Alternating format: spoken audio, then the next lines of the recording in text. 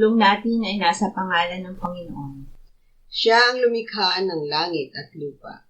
Ating ipahayag ang ating mga kasalanan sa Diyos. Ang ating Diyos ay Diyos na mahabagin at mapagpatawad.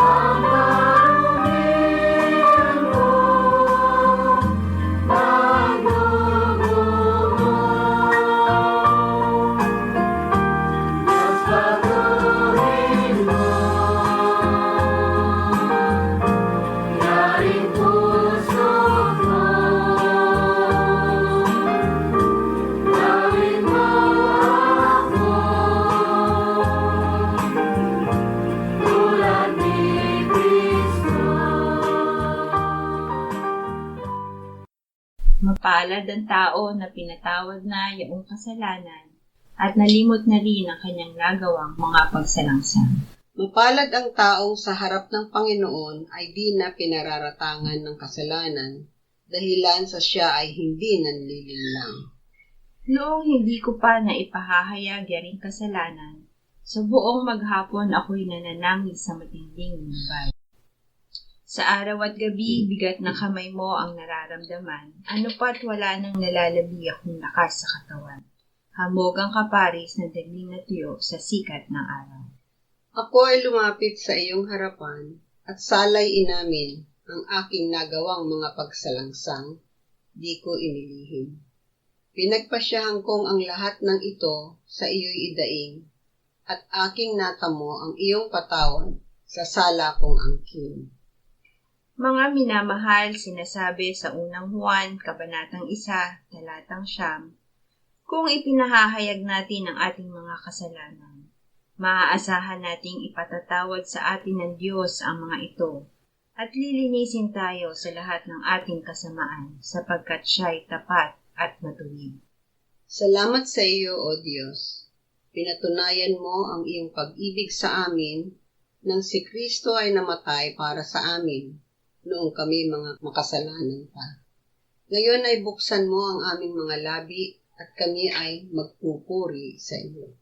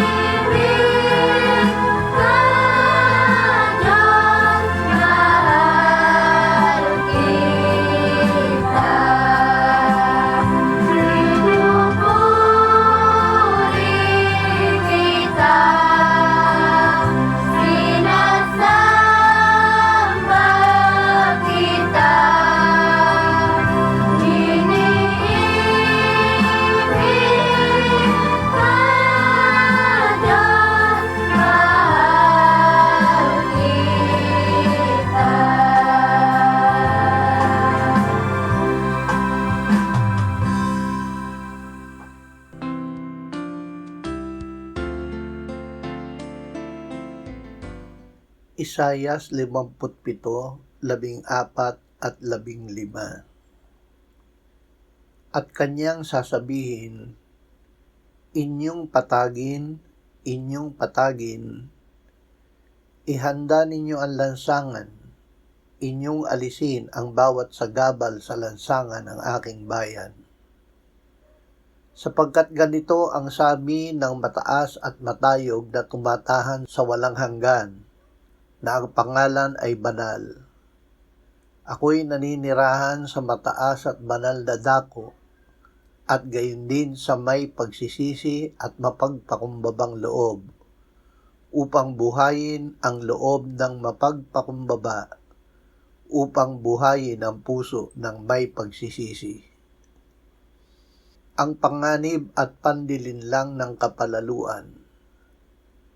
Ang kapalaluan ay isang tusong kaaway na maaaring makapasok maging sa ating mga pinakabanal na gawaing espiritual. Ito ang pangunahing kasalanan na dapat bantayan ng isang Kristiyano. Walang kasalanan na gumagawa ng mas tuso at mas tago. Alam nito kung paano pumasok sa lahat ng bagay, maging sa ating paglilingkod sa Diyos, sa ating mga panalangin, o maging sa ating pagpapakumbaba. Ang kapakumbabaan ay hindi gawa ng ating sarili. Ito ay gawa ng Diyos sa mga puso na pinanghihinaan ng loob dahil sa kasalanan at nagsisisi ng kasalanan. Awit 138:6-8. Bagaman ang Panginoon ay mataas, kanyang pinapahalagahan ang mababa, ngunit ang palalo ay nakikilala niya mula sa malayo. Bagaman ako'y lumalakad sa gitna ng kaguluhan, ako'y iyong muling bubuhayin, iyong iniuunat ang iyong kamay laban sa puot ng aking mga kaaway, at ililigtas ako ng iyong kanang kamay. Tutuparin ng Panginoon ang kanyang layunin para sa akin. Ang iyong tapat na pag-ibig, o Panginoon, ay magpakailanman. Huwag mong pabayaan ang mga gawa ng iyong mga kamay. Pagpapanumbalik ng biyaya. Ang tao ay nilikha upang makabahagi sa kaluwalhatian ng Diyos sa pamamagitan ng pagiging wala upang ang Diyos ang maging lahat. Bagamat sinira ng kasalanan ang layuning ito, ibinabalik tayo ng biyaya sa pamamagitan ng pagpapakumbaba, gaya ng halimbawang ipinakita ni Jesus.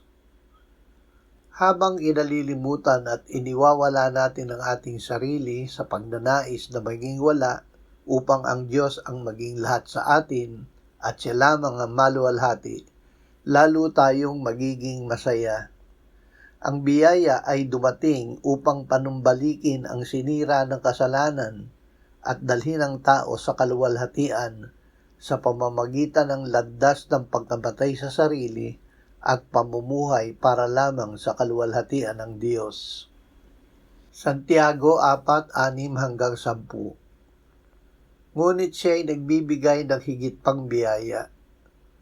Kaya't sinasabi, ang Diyos ay sumasalungat sa mga mapagbataas, subalit nagbibigay ng biyaya sa mga mapagpakumbaba.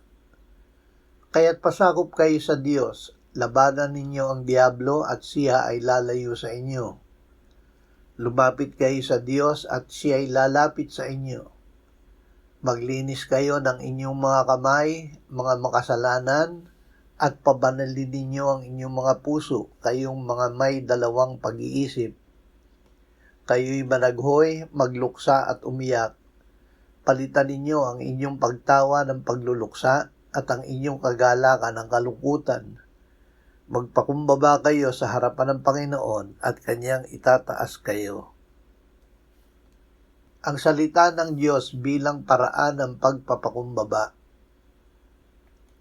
Ang pagpapakumbaba ay hindi nakakamit sa pamamagitan lamang ng pakikipaglaban sa kapalaluan, kundi sa pamamagitan ng pagpuno sa sarili ng Espiritu at ng salita ng Diyos.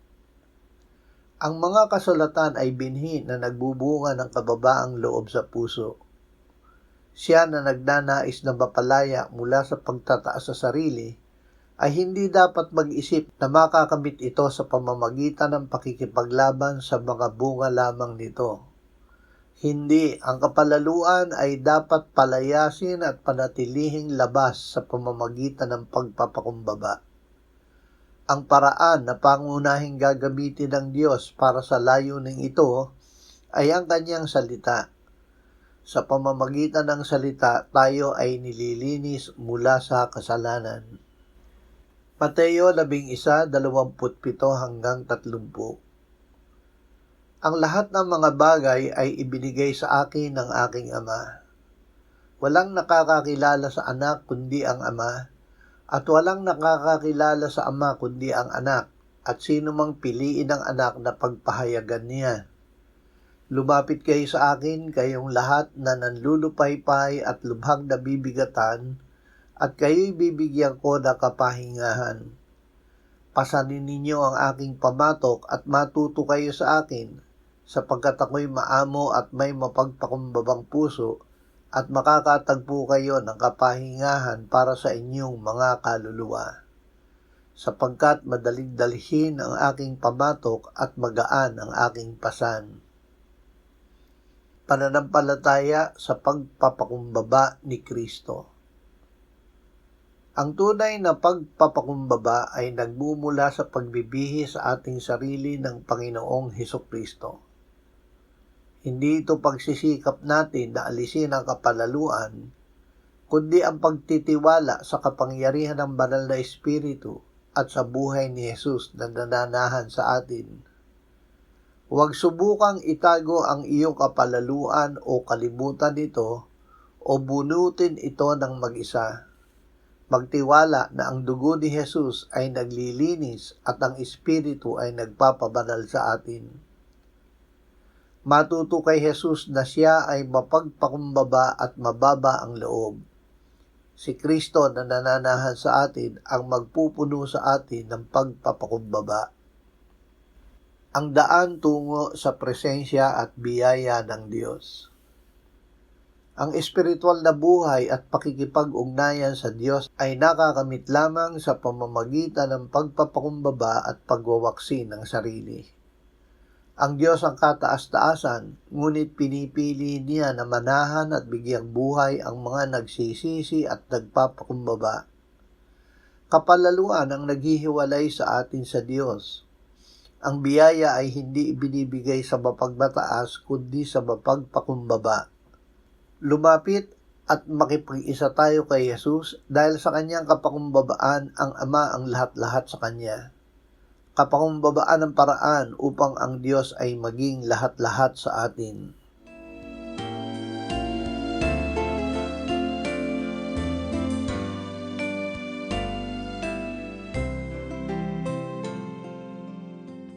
Manalangin tayo. Panginoong Jesus, sinabi mo, malibang kainin ninyo ang laman ng anak ng tao at inumin ang kanyang dugo, kayo ay walang buhay sa inyo. Ang sino mang kumakain ng aking laman at umiinom ng aking dugo ay may buhay na walang hanggan, at akin siyang muling bubuhayin sa huling araw. Sapagkat ang aking laman ay tunay na pagkain at ang aking dugo ay tunay na inumin. Siya na kumakain ng aking laman at umiinom ng aking dugo ay nananahan sa akin at ako sa kanya. Kung paanong buhay ang Ama na nagsugo sa akin at ako ay nabubuhay sa pamamagitan ng Ama, gayon din siya na kumakain sa akin, siya man ay mabubuhay sa pamamagitan ko. Panginoong Jesus, aming tagapagligtas, tinatanggap ka namin sa oras na ito bilang aming tinapay ng buhay. Tinatanggap namin ang iyong katawan na ipinako sa krus na matay inilibing, binuhay na muli at iniakyat ng Ama sa kanyang kanan sa langit bilang aming tunay na pagkain. Tinatanggap namin ang iyong dugo na nabuhos sa ikapagpapatawad ng aming kasalanan bilang aming tunay na inumin. Manahan ka at mabuhay ka sa amin upang kami ay mamuhay sa pamamagitan mo kung paanong ikaw ay namuhay sa pamamagitan ng Ama. Salamat, Ama. Salamat dahil kay Kristo. Kami ngayon ay nakapamumuhay kasama mo kaisa ng Espiritu Santo. Sa iyo ang lahat ng kaluwalhatian ngayon at magpakailanman. Amen.